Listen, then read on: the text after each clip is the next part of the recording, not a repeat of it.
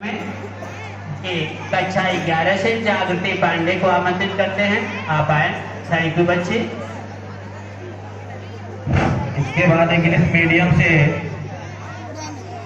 देवेश पाठक class 4 से तैयार रहेंगे। देवेश पाठक।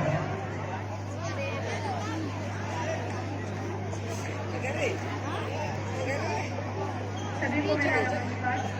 परम सम्मानीय महोदय आदरणीय प्रधानाचार्य जी एवं मेरे शिक्षकगण, छात्रगण एवं समस्त मेरे सहपाठी, आज इस गणतंत्र दिवस के पावन अवसर पे मैं जागृति पांडे आप सभी का तहे दिल से हार्दिक अभिनंदन एवं शुभकामनाएं प्रदान करती हूँ। आज देश के हर कोने में, यूं कहे तो देश का हर नागरिक आज अपने गणतंत्र होने का हर कोने में खुशियां मना रहा है। और वो खुश भी क्यों मना रहे? आज वो गणतंत्र हुआ है। इतने बड़े राजतंत्र व्यवस्था से निकलकर आज उसे एक अधिकार प्राप्त हुआ है स्वयं की सरकार चुनने का। आज वो गणतंत्र हुआ है। जी हाँ, आज ही के दिन 26 जनवरी सन 1950 को हमारा भारत संविधान लागू हुआ और हम भारत के हर नागरिकों को एक अधिकार मिला कि हम स्वयं से अपनी सरकार चुन सकते हैं, स्वयं से अपने शासक को चुन सकते हैं। पर सवाल ये उठता है कि जो राजतंत्र से निकल करके लोकतंत्र आया, वो आखिर आया कैसे? आखिर भारत की गरीब असहाय जनता ने इतने बड़े राजतंत्र से लड़ करके, राजाओं की शक्तियों से लड़ करके हमारे लोकतंत्र को स्थापित कैसे किया? ये बहुत बड़ा प्रश्न होता है हम सभी के लिए। और सच में ये चिंतन का भी विषय है कि आखिर ये हुआ कैसे? उस समय जहाँ पे शिक्षा का भी बहुत घोर अभाव था, लोग पढ़े लिखे भी नहीं थे बहुत ज्यादा, तो लोगों में सोचने की भी क्षमता नहीं थी, ना ही लोगों के पास धन था, क्योंकि उस समय हमारा पूरा देश गरीब था। हमारे पास इतने पैसे तक नहीं थे कि हम अपनी विलासिता की वस्तुओं को खरीद सके या फिर विलासिता का जीवन बिता सके। तो ऐसे में हमारे देश को आखिर स्वतंत्रता मिली कैसे, हम आजाद आखिर हुए कैसे? ये बहुत बड़ा तथ्य है और सोचने का भी एक बहुत बड़ा विषय है। दरअसल इसी समय भारत के एक महान व्यक्ति, जिसे बापू के नाम से जाना जाता है, उनका उदय, यूं कहे तो भारत के राष्ट्रपिता का उदय है, जिन्होंने हमारे और हम सभी आम व्यक्तियों के लिए या हम सभी लोगों के लिए, हम सभी के हित में एक बड़े बड़े आंदोलनों का निर्माण किया या यूं कहें संचालन किया। देखिए, आप सभी भी इस बात से रूबरू होते होंगे, हम सभी भी इस बात से रूबरू हैं। हमारे समाज में आज बहुत से ऐसे लोग हैं, आप लोग भी मिले होंगे ऐसे लोगों से और हम भी स्वयं मिले हैं। बहुत से ऐसे लोग हैं जो कहते हैं कि बापू ने हमारे लिए किया ही क्या? अरे आजादी दिलाई, वो भी भीख मांगकर। और तो वो एक बहुत बड़ी शख्सियत है, आप सब उन्हें जानते होंगे। सोशल मीडिया अकाउंट पे मैंने देखा कि आप कंगना रनौत का नाम सुने होंगे। एक बहुत बड़ी अभिनेत्री के नाम से वो जानी जाती है। उन्होंने अपने ट्विटर पे ये ट्वीट किया कि भारत को जो आजादी है वो पूरी तरीके से भीख मांगने में है। यानी कि भारत आज जो आजाद हुआ है वो भीख मांगने में है। यानी कि उनके हिसाब से हमारे क्रांतिकारियों ने कोई बलिदान नहीं दिए हैं, हमारे राष्ट्रपिता ने कोई बलिदान नहीं दिए हैं, हम सभी ने कोई बलिदान नहीं दिया है, हमने मात्र भीख मांग करके आजादी ली है। तो खास करके कंगना रनौत जी से और उन सभी समाज के लोगों से जो कहते हैं कि बापू ने हमारे भारत के लिए कुछ भी नहीं किया और यूं कहे कि हमारी आजादी या जो स्वतंत्रता है वो हमें भीख मांग के मिली, तो उन सभी से आज मेरा एक छोटा सा 2 लाइन मेरी है कि अच्छी किताबें और अच्छे लोग जल्दी किसी को समझ नहीं आते, उन्हें समझने में दिल और दिमाग दोनों की सहभागी चाहिए होती है। तो मैं एक बात बताऊं, उस समय जब हमारे भारत में गरीबी चरम पे थी, हमारे पास कोई भी अस्त्र शस्त्र ना की कोई चीज नहीं थी, तो हम आगे लड़ते कैसे? ऐसे में महात्मा गांधी जैसे महान विचारक, एक ऐसी शख्सियत का उदय हुआ जिन्होंने बिना लाठी, बिना तो बिना भाला, बिना किसी राइफल और बंदूक के हमें मात्र अपने विचारों के दम पे, अपने सत्याग्रह जैसे विचारों के दम पे हमें आजाद कराया। इसीलिए संदीप एक बहुत बड़े कवि कारक हैं, वो एक लाइन लिखते हैं कि दिला दी आजादी बिना तोप बिने ढाल, दिला दी आजादी बिना तोप बिना ढाल, साबरमती के लाल तूने कर दिया कमाल, तूने कर दिया।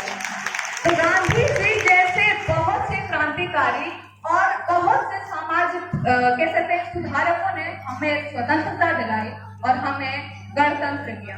देखिए 14 और 15 अगस्त की मध्य रात्रि में जब हमारा देश आजाद हुआ, ऐसे में हम 47 को आजाद तो हुए थे पर पूरी तरीके से आजाद नहीं हुए थे। हमारे भारत में अभी भी बहुत से ऐसे राजवाड़े थे जिन्हें हमें अपने देश की रियासत में मिलाना बहुत जरूरी था। तो हम ये नहीं कह सकते कि हम पूरी तरीके से आजाद हुए थे। तो इसीलिए हमारे भारत के क्रांतिकारियों ने पूर्ण स्वराज की मांग की।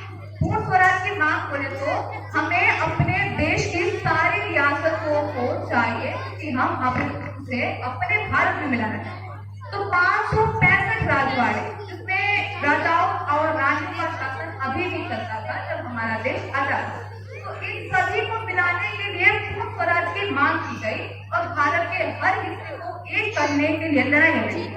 तो 47 के बाद हुए इस महान परिवर्तन को हम यूं ही नहीं कह सकते कि हम आजाद हो जाए या फिर हम लोकतंत्र में तब्दील हो।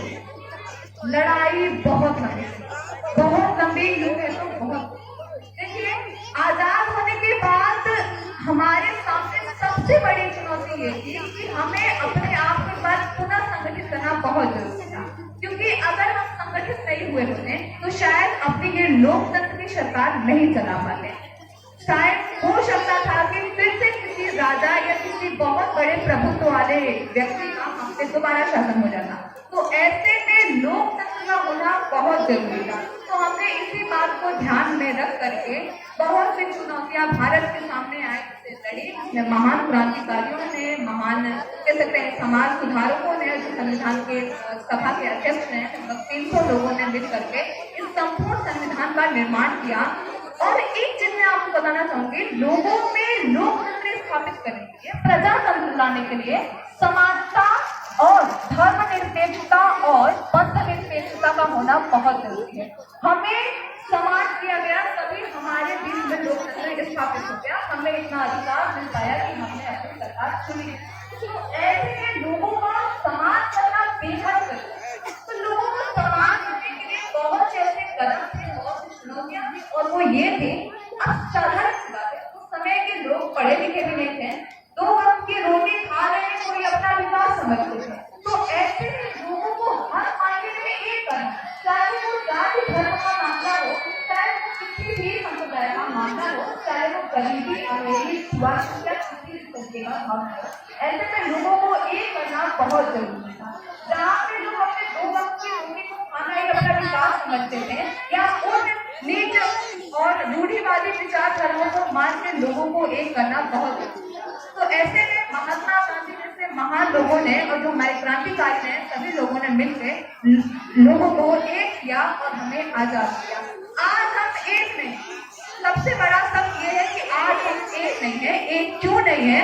क्योंकि हमारे मन में विचार ये है कि हम सबसे उच्च हैं, हमारा धर्म सबसे उच्च है, हम जिस भी व्यवस्था या जिस भी वर्ण के हैं, हमारा वर्ण सबसे उच्च है, हम सामान्य वर्ग के हैं। हमारे लोगों में बीच में आज समानता नहीं है। उस जमाने के लोगों में समानता थी, इसलिए क्योंकि उन्हें एक होकर के लड़ना था, उन्हें हमें आजादी दिलानी थी, तो उनके बीच में समानता है। लेकिन आज हमारे बीच में समानता नहीं है, जबकि हमारे बीच में समानता होनी जरूरी है, क्योंकि हमें और जो लोकतंत्र है, ये जो हमें आजादी मिली है हमारे संविधान से, इसे आगे ले जाने के लिए आज हमें एक होना जरूरी है। इसीलिए किसी भी धर्मनिरपेक्षता के दायरे से बाहर निकल के अपने लोकतंत्र को बचाना बहुत जरूरी है। जो